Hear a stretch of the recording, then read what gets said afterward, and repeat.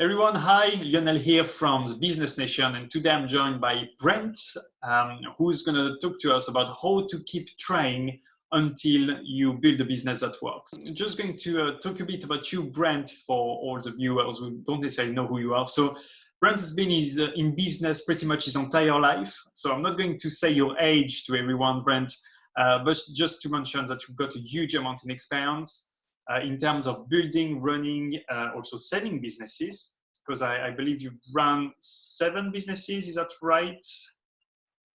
7, yeah, ish. But also coaching dozens of them, and also as part of your role up at FSC right now, investing and again supporting, coaching, helping businesses to grow. So a huge wealth of experience. And like I said, today we're going to cover the big question, which is how to keep trying until you've managed to build a business that works, basically.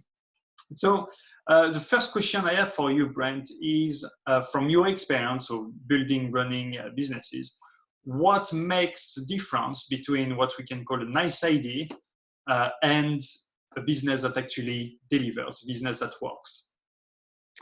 Yeah, I mean, if you look at, most people look at the sort of success stories of people like Trevor Bayliss and James Dyson. Everyone looks to those inventors that become entrepreneurs through invention. They invent something, or they develop something.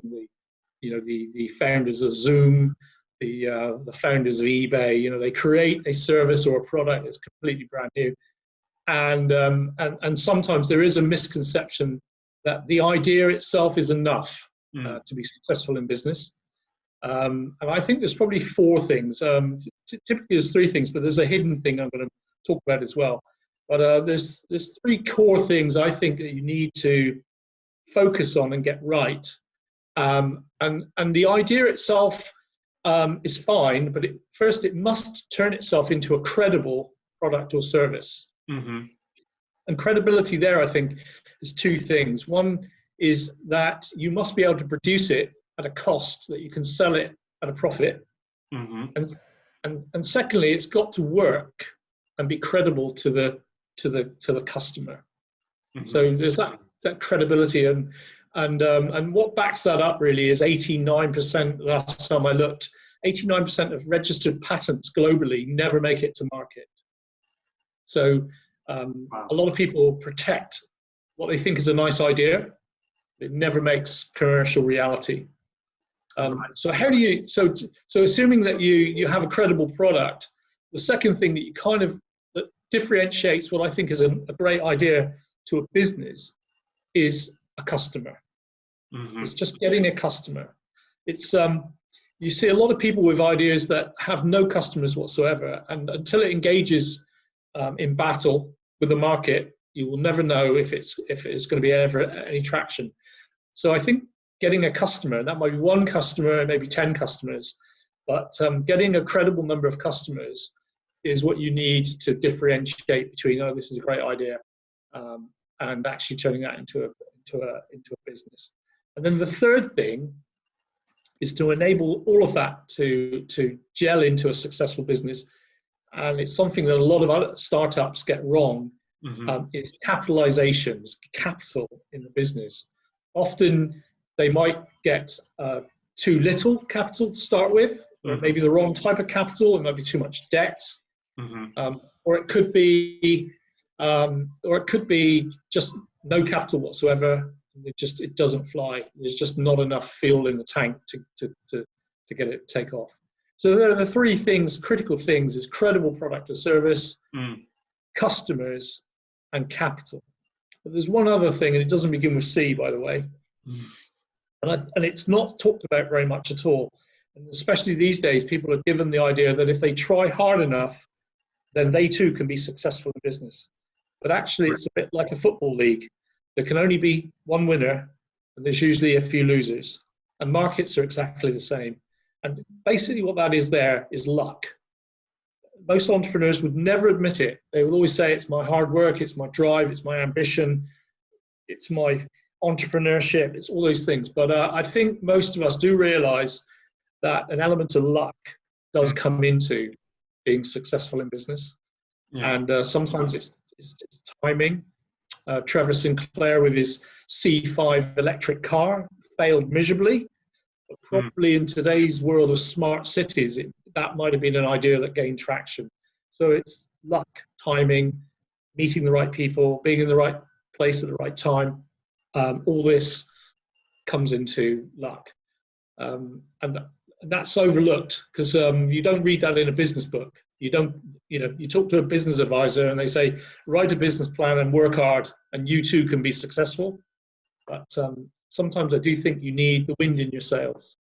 So obviously not every business works well straight away. You have to go through difficult times. So what's the best way not to dwell on failures or hardship, but to turn these failures into learnings? Yeah, and again, going to some of the work I did in the innovation space is critically fail quick, fail safe. So, and I think it's Winston Churchill famously said, success is a series of failures tackled with enthusiasm. Yeah. In business, you have to be able to survive your failures, and there will be mistakes made, and there will be learning lessons. But critically, what happens is to make sure that none of those failures are so large that it poleaxes the whole business.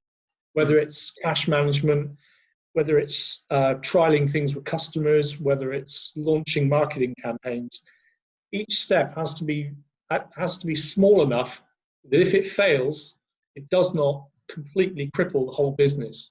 So I think, and again, it goes to sometimes in startups, they can throw everything at one particular aspect of the business. And then if that fails, they've insufficient capital or energy or resources to recover and to move on. Whereas in large businesses, and we see this, you might see this at the minute in large businesses like Boeing, for example, that even though they've had catastrophic failure of product,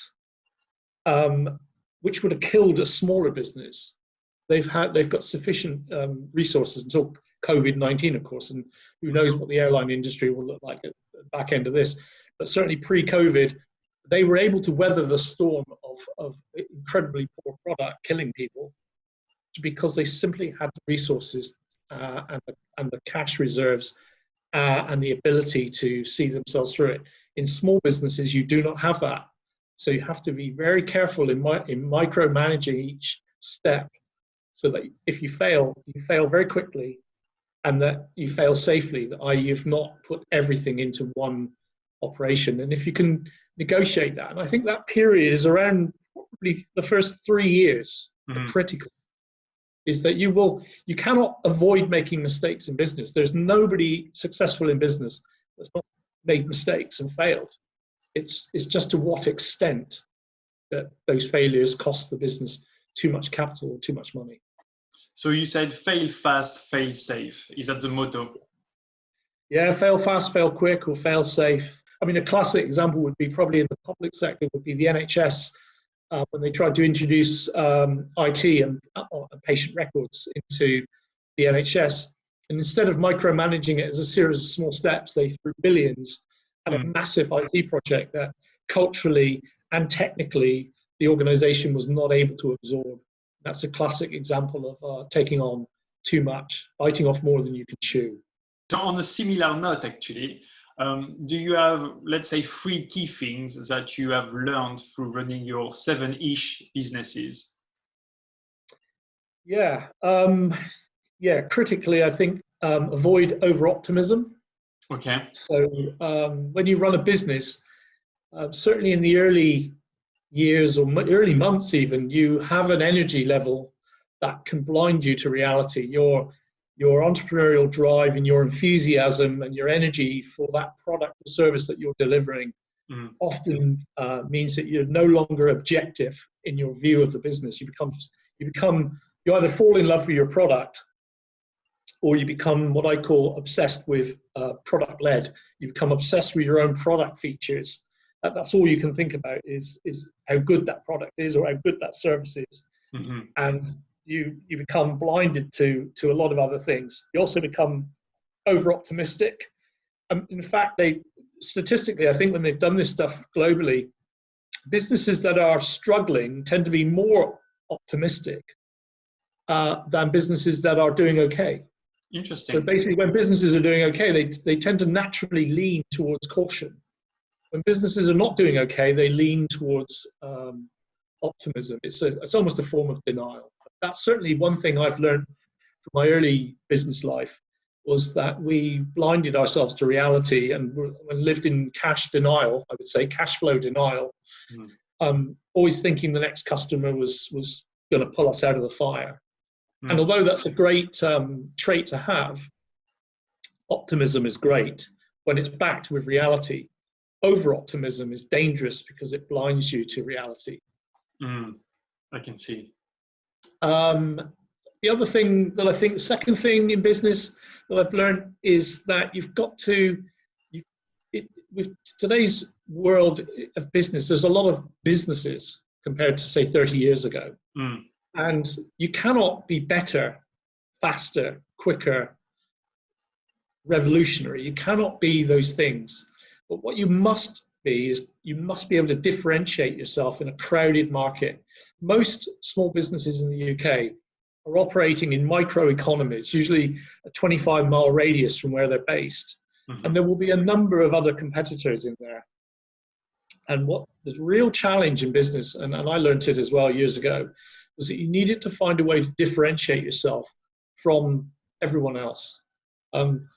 Some business school call it escape velocity. It's when you can differentiate yourself sufficiently enough to escape the gravitational pull of your competitors. Right, I see. That could simply be a logo. It could be a strap line. It could be a great website. It could be just offering an added value free service. It could be anything. But there has to be something that says, I look a little bit different than everyone else in the market. And I think a lot of small businesses don't spend enough time identifying what they can do to make themselves different to be successful. I think if you don't differentiate, you can make a living. But if you can differentiate, you can be successful, more successful. My third thing would be just know your numbers. My early years of business and repeatedly, every business I ever talked to, is they're not really on top of the numbers. They might think they are, but at the end of the day, numbers are quite simple. If your revenues are greater than your costs, you will make a profit. If your costs are greater than your revenue, you will make a loss. And then the other two numbers that you just simply need to know, three numbers really. How much cash do you have at bank at any time? How much money is owed to you? How much money do you owe? If you can just get those three numbers and you know that, and you know what your sales are and you know what your profit is, you basically, you can be your own finance director. Excellent. So I've got a last question for you, Brent, because we've talked about, so you were joking earlier, but you've had 7-ish businesses, some of them being probably a bit more legit than others. How would you advise someone to avoid the trap of becoming a serial entrepreneur? And what I mean by that, I mean the kind of person who starts something, barely works on it, and quickly moves on to the next thing. Yeah, they're referred to as ideas butterflies. And I think in some businesses, it's quite crucial to have somebody that can innovate and can problem solve and come up with new ideas. Again, going back to Churchill, I think somebody famously said about Churchill during the war years, and it's quite current because I saw this last week in a film, is that he had 100 ideas a day, 4 of which were good. And the key thing is having a team around you that can identify what the good ideas are. And then back to really what I said as my first answer, really is it a credible product? Do you have capital and resource that you can put around it? Can you attract sufficient customers to drive a viable business? So really it's